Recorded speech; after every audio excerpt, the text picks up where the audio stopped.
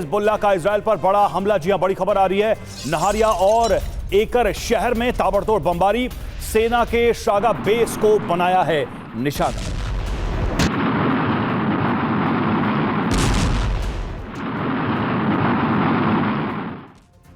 और हिजबुल्लाह का नहारिया में एक और मिसाइल हमला हुआ है। गिलोड यूनिट बेस को बनाया निशाना। 12 घायल, 6 इमारतें पूरी तरह से क्षतिग्रस्त हुई।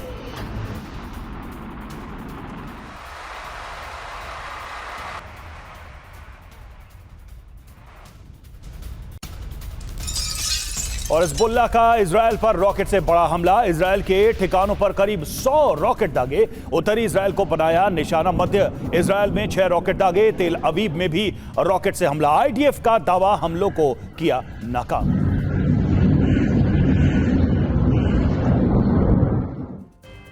इधर हिजबुल्लाह का इजराइल के तेल अवीव पर भी अटैक। डायरेक्ट हिट में इजराइल को भारी नुकसान का दावा किया गया है।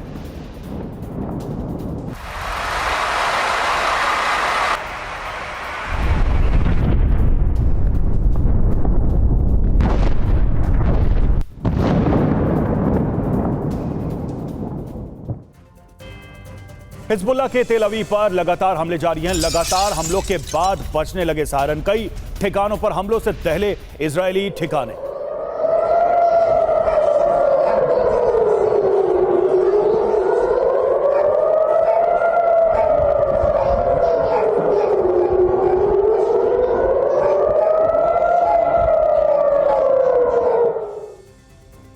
इधर लेबनान से भी इजराइल पर ताबड़तोड़ हमले। जिया मध्य इजराइल को टारगेट कर हमला किया। रॉकेट हमलों से कई इलाकों में हड़कंप मची।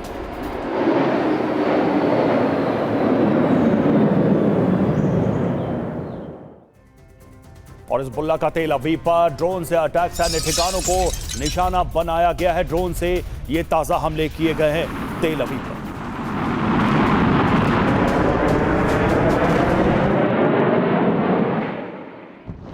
एक और तस्वीर सामने आई है। इजराइल की ओर से दागा मिसाइल हमला नाकाम किया गया और हिजबुल्लाह के हमलों को आईडीएफ ने नाकाम किया। लेबनान से तेल अवीव की ओर हमले जो किए गए उनको नाकाम किया गया। इजरायली मीडिया ने यह दावा किया है।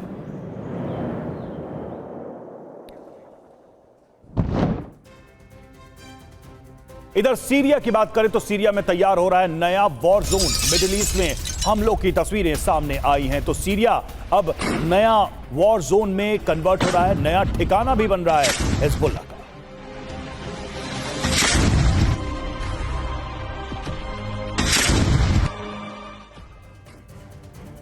और एक बड़ी खबर, ईरान ने अपना विध्वंसक युद्धपोत वॉर जोन में उतार दिया है और युद्ध के मैदान में इजरायल को जवाब देने की तैयारी है।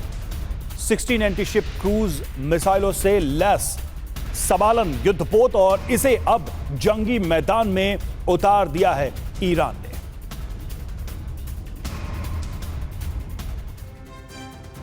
तो युद्ध क्षेत्र में ईरान का बाहुबली सबालन। जी हां, जरा देखिए इसकी खूबियां क्या हैं। तो 16 एंटीशिप क्रूज मिसाइलों से यह लैस है। 1500 टन वजनी, 310 फीट लंबा है ये और 72 किलो प्रति घंटे की इसकी रफ्तार है। 1000 किलोग्राम की मारक क्षमता है और कई विदेशी मिशन का हिस्सा भी रहा है। लंबी दूरी की क्रूज मिसाइलों से यह लैस है। रडार डिटेक्शन से बचने में भी ये सक्षम है। कम ऊंचाई पर उड़ान भरने की क्षमता है इसकी। कमांड एंड कंट्रोल सिस्टम में एआई तकनीक का भी इस्तेमाल होता है। इधर ईरान के खिलाफ अमेरिका की बड़ी सैन्य तैयारी नजर आ रही है। एशिया पैसिफिक में अमेरिका का बड़ा मूवमेंट नजर आया है। एशिया में तैनात 3 अमेरिकी एयरक्राफ्ट कैरियर। अगले 50 दिनों तक रहेगी अमेरिकी विमान वाहक की तैनाती।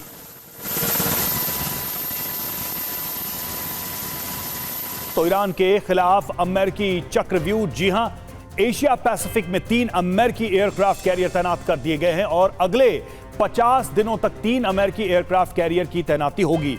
और योकोसुका बेस में यूएसएस जॉर्ज वॉशिंगटन की तैनाती हुई है। 9 साल बाद जापान के बेस में लौटा USS George Washington. USS Carl Wilson भी इंडो पैसिफिक के लिए रवाना हुआ है और USS Harry Trueman middle east में तैनात है। यूएसएस जॉर्जिया सबमरीन भी मिडिल ईस्ट में तैनात है। तो ये जबरदस्त घेरेबंदी यहां पर नजर आ रही है। ईरान ने ऐसा प्लान तैयार कर लिया जिससे इजरायल के हिजबुल्लाह संपूर्ण खात्मे का मिशन पूरा ना हो सके। क्या है ये प्लान, अब वो हम आपको डिटेल से बता रहे हैं, क्योंकि लगातार हिजबुल्लाह को ईरान से नए तरीके का समर्थन मिल रहा है। इसलिए हिजबुल्लाह का अब नया ठिकाना सीरिया होगा। लेबनान एक पुराने ठिकाने के तौर पर रह जाएगा। इस प्लान के तहत हिजबुल्लाह लड़ाके सीरिया शिफ्ट होंगे, हिजबुल्लाह के नेता भी सीरिया में रहेंगे और सीरिया से ही इजरायल पर हमला जारी रखेंगे। तो इस तरीके से सीरिया नया ठिकाना बनने जा रहा है। और सीरिया में ताबड़तोड़ हमला इसलिए मुश्किल है क्योंकि यहां ईरान के कई सैन्य बेस हैं। रूस ने भी अब इजरायली सीमा के करीब गोलन हाइट्स के पास सैन्य बेस बना लिया है। सीरिया में रूस ईरान की सेना मौजूद है। सैन्य बेस हिजबुल्लाह के लिए सेफ जोन साबित होगा और इजरायल हमले नहीं कर सकेगा। सीरिया में हथियारों की सप्लाई भी बेहद आसान है और हथियार की सप्लाई रोकने के लिए ही इजरायल ने बेक्का में जेसियाह बॉर्डर क्रॉसिंग पर हमला किया है। यहां से सीरिया के हथियार सप्लाई होते हैं और इजरायल ने यहां हवाई हमला किया। हमले में हथियार से लदे कई ट्रक भी नष्ट कर दिए। तो इस तरीके से अब सीरिया जो है एक नया ठिकाना हिजबुल्लाह का सेफ जोन, और ये पूरी योजना ईरान की तरफ से नजर आ रही है।